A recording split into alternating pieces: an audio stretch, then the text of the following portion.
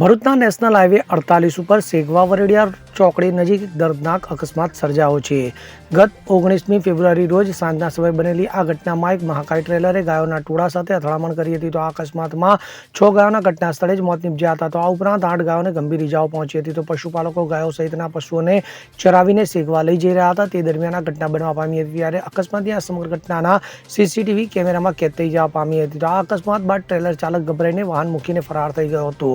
જોકે તે પછીથી પાલેજ પોલીસ મથકે હાજર થઈ ગયો હતો. આ સમગ્ર મામલે પશુપાલક ગબરુ રયાભાઈ લામકા બરવાડે ટેન્કર ચાલક વિરુદ્ધ ફરિયાદ નોંધાવી છે, જેને લઈ પોલીસે સીસીટીવી ફૂટેજના આધારે તપાસ હાથ ધરી છે. Bureau report CN24 news. હવે જુઓ દેશ દુનિયાની તમામ ખબરો તમારી આંગળીના ટેરવે. ઉઠાવો મોબાઈલ અને Google Play Store પરથી ડાઉનલોડ કરો અમારી CN24 ન્યૂઝ મોબાઈલ એપ.